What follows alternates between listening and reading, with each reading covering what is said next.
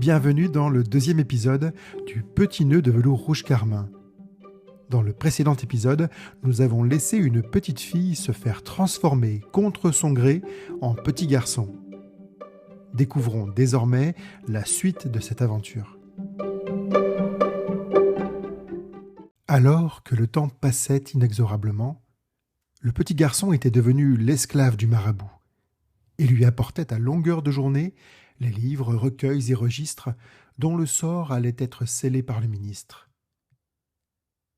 Bien que petit garçon, il avait gardé de son ancienne vie de petite fille le petit nœud de velours rouge carmin à ses cheveux qui l'aidait à se rappeler sa mère. En s'endormant le soir, il touchait le petit nœud de velours rouge carmin à ses cheveux et se remémorait sa mère qui souffrait seule dans l'ombre de sa forêt lointaine. Et, impuissant, il pleurait dans ses longues manches de son costume noir qui était fait de plumes.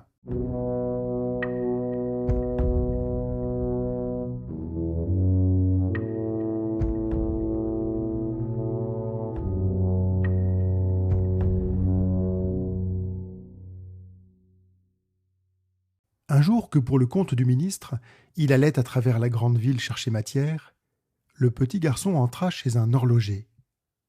Cet horloger s'avéra être un lémurien tout recourbé sur ses outils et sur son entreprise, dans un atelier qui sentait fort la poussière et l'antimite.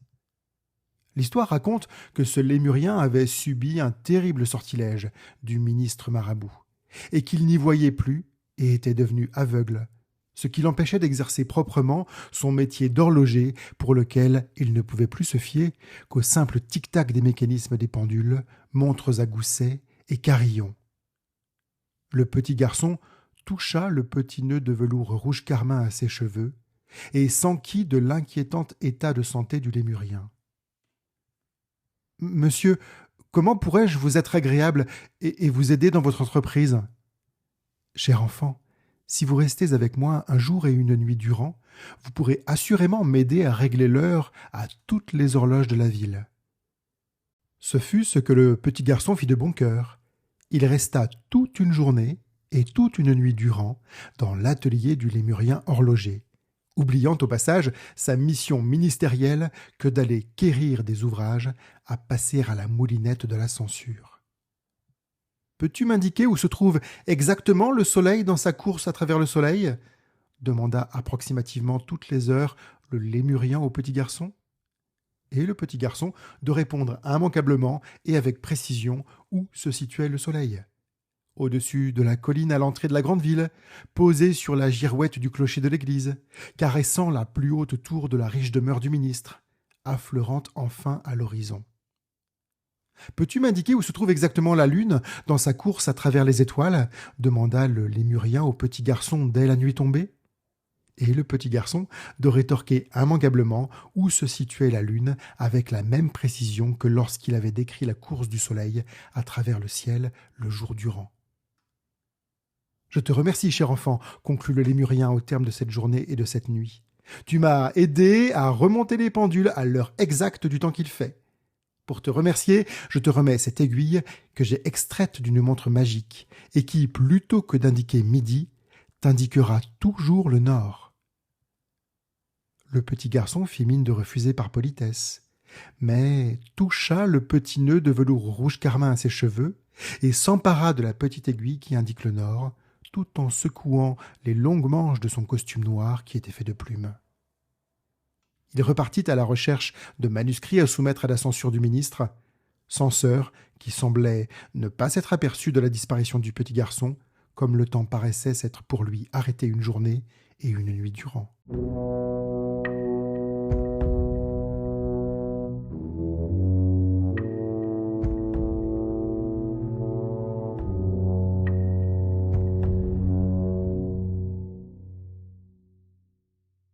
Un jour que pour le compte du ministre, il allait à travers la grande ville chercher matière, le petit garçon entra chez un comédien. Ce comédien s'avéra être un rhinocéros tout éploré et penché sur son texte dans lequel il semblait totalement perdu au milieu d'un théâtre vide. Ce théâtre sentait encore les effluves des dames qui se parfument pour aller au spectacle. L'histoire raconte que ce rhinocéros avait subi un terrible sortilège du ministre Marabout, et qu'il avait perdu la mémoire et était devenu amnésique, ce qui l'empêchait d'exercer proprement sa profession d'acteur, pour laquelle il ne pouvait plus se fier qu'au texte qu'il devait constamment garder sous les yeux, ce qui lui donnait l'impression de réciter plutôt que de jouer la comédie. Le petit garçon toucha le petit nœud de velours rouge carmin à ses cheveux et s'enquit de l'inquiétant état de santé du rhinocéros. « Monsieur, comment pourrais-je vous être agréable et vous porter secours pour vous aider à vous produire sur scène ? Cher enfant, si pendant une semaine vous restez près de la scène dans cet imposte-là réservé aux souffleurs, vous pourrez assurément m'aider à sortir de mon personnage les tirades et les monologues qui lui incombent. » Ce fut ce que le petit garçon fit de bon cœur. Il resta toute une semaine dans le trou du souffleur à souffler le texte de la pièce de théâtre que le rhinocéros devait jouer en fin de semaine, oubliant au passage sa mission ministérielle que d'aller quérir des ouvrages à passer à la moulinette de la censure. « Je ne suis pas beau, je ne suis pas beau » termina à la fin de la journée le rhinocéros, le visage recouvert d'un masque à figure humaine. « Hélas, je suis un monstre, je suis un monstre !» dit le petit garçon en soufflant à mesure le reste du texte avant que le rideau ne tombe. « Hélas, je ne deviendrai jamais un rhinocéros, jamais, jamais. Je ne peux plus changer. Je voudrais bien, je voudrais tellement, mais je ne peux pas.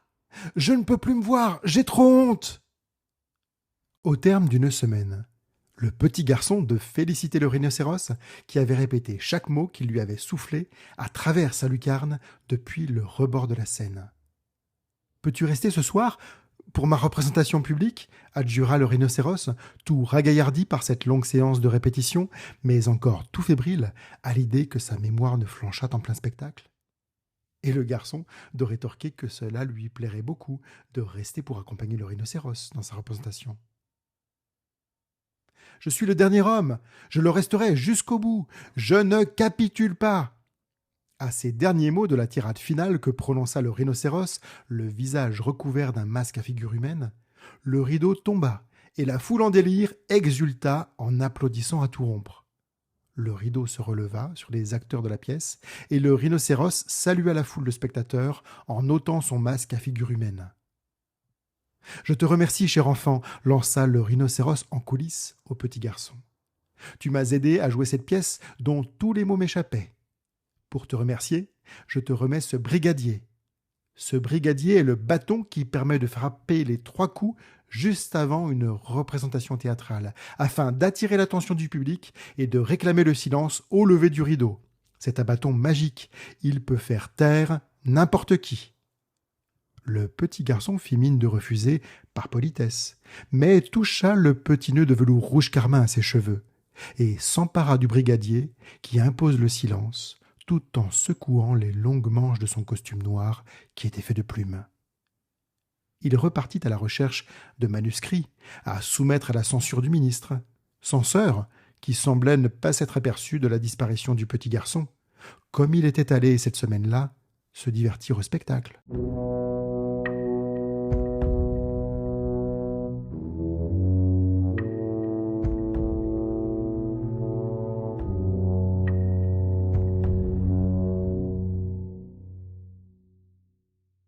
Un jour que pour le compte du ministre, il allait à travers la grande ville chercher matière, le petit garçon entra chez une herboriste. Cette herboriste s'avéra être un zèbre tout affairé à faire sécher et à trier les fleurs et les plantes qu'elle avait fraîchement cueillies. L'histoire raconte que ce zèbre avait subi un terrible sortilège du ministre Marabout, qu'elle était devenue grosse, sans raison, et semblait attendre un petit, ce qui l'empêchait d'exercer proprement son sacerdoce herbicole, puisqu'elle était enceinte depuis 3 ans et que l'enfant n'avait toujours pas vu le jour. Le petit garçon toucha le petit nœud de velours rouge carmin à ses cheveux et s'enquit de l'inquiétant état de santé du zèbre. « Madame, comment pourrais-je vous être agréable et vous porter secours dans votre entreprise ? Cher enfant, si vous restez avec moi une année durant, vous pourrez aisément m'aider à trouver le bon dosage et le bon assemblage de mes tisanes pour convaincre l'enfant de naître enfin. » Ce fut ce que le petit garçon fit de bon cœur. Il resta toute une année dans l'échoppe du zèbre herboriste, oubliant au passage sa mission ministérielle que d'aller quérir des ouvrages à passer à la moulinette de la censure. Peux-tu noter, à mesure que je fais mes mélanges, le grammage de chaque ingrédient ? Et le petit garçon de prendre scrupuleusement note de tous les mariages d'herbes et de toutes les associations de quantités auxquelles s'adonnait le zèbre dans de grandes tasses tachées et culottées de théine. Peux-tu me confirmer les quantités de poudre de baobab que j'avais utilisées il y a un mois ? Demanda le zèbre, sur le point de trouver le remède à son interminable grossesse. Et le petit garçon de rétorquer précisément les 30 milligrammes que le zèbre avait mélangés à sa mixture d'écorce, d'autres essences d'arbres et de fleurs rares. « Je te remercie, cher enfant, lança le zèbre, après avoir goûté et bu jusqu'à la lie la tisane ainsi préparée. Tu m'as aidé à trouver l'exacte formule qui va enfin me libérer de 4 ans de grossesse. » Et à ces paroles, après avoir dégluti la dernière gorgée de tisane, l'herboriste zèbre se mit à ruer et à mettre bas. Ce fut tout autre chose qui sortit de l'énorme zébron qu'on était en droit d'attendre après 4 ans de gestation. Ce fut une pastèque géante, toute zébrée, qui sortit finalement du giron maternel de l'animal. Pastèque qui, en tombant, se fracassa en 2 parts égales sur le sol et que s'empressa de dévorer le zèbre affaibli par la maternité. En guise d'étrenne, elle recracha dans ses pattes les multiples graines de pastèque qu'elle remit au petit garçon dans un petit pochon en toile de jute. Le petit garçon fit mine de refuser par politesse, mais toucha le petit nœud de velours rouge carmin à ses cheveux et s'empara du petit pochon rempli de graines de pastèque remis par le zèbre, tout en secouant les longues manches de son costume noir qui était fait de plumes. Il repartit à la recherche de manuscrits à soumettre à la censure du ministre, censeur qui semblait ne pas s'être aperçu de la disparition du petit garçon, comme toute une année durant, il était parti en voyage dans quelques contrées éloignées.